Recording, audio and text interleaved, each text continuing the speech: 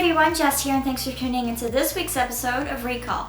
Now, if you're worried about making it to gold before the deadline, have no fear, because Riot's got you covered. Originally ending on October 31st, Season 3 has been extended to November the 11th. This gives you well over 10 days to spam those rank games. And just a little reminder, for those who are gold and above by that date, you will receive a Victorious Sword skin and the coveted Victorious Elite skin, as well as the icon, page border, and loading screen for your league. So hopefully this will give you a little more incentive to go for the gold. There are a couple new skins coming to the store for the Horror Ring, but this year there's something just a little different about them.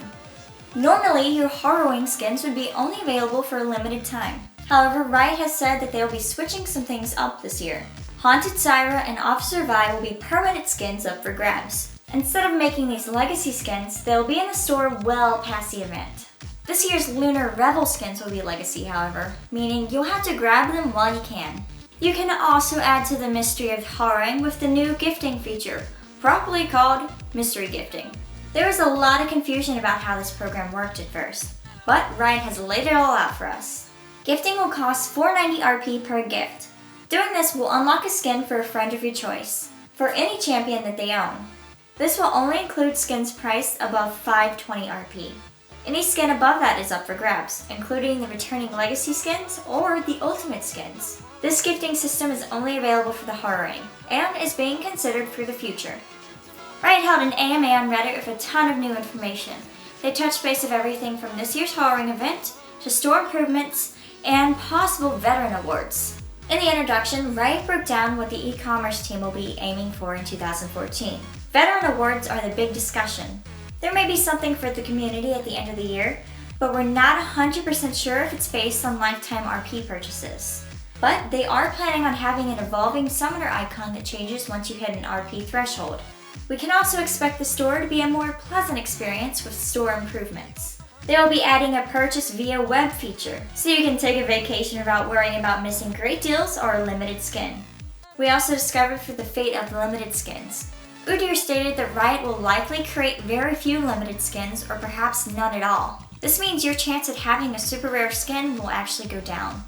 And after discovering that the 34 vintage skins will be coming back, Riot already said that any skin can now come back. There's even mention of Championship Riven or Championship Thresh coming back to the shop, but not anytime soon, seeing as how those two are fairly recent in comparison to the Horror Ring and Snowdown Showdown skins coming back. Riot has answered a ton of the community's questions, so be sure to check out the thread for yourself. The concept that everyone thought would never happen is in the works and coming to a server near you. Team Builder is an upcoming feature that will allow you to queue up for a specific role, champion, or position. The teammates you are matched up with will already have pre-selected roles, leaving your mid wide open for grabs. The idea behind this is a lot like World of Warcraft's dungeon feature. This feature, however, will not enforce the meta, as Riot demonstrated. Players will be able to talk about a strat before entering the match. You can have double jungle, triple mid, or all top. The options are limited and completely flexible. There's no time limit, making the discussion a little less stressful. Everything is in the player's hands. This will also be an independent queue. It will not replace blind pick normals or draft pick ranked. Riot's research provided them with enough information on what queue timers would be like. More popular roles such as AD carry or mid will take a little longer, but as far as preferred positions go, they found that it's pretty diverse.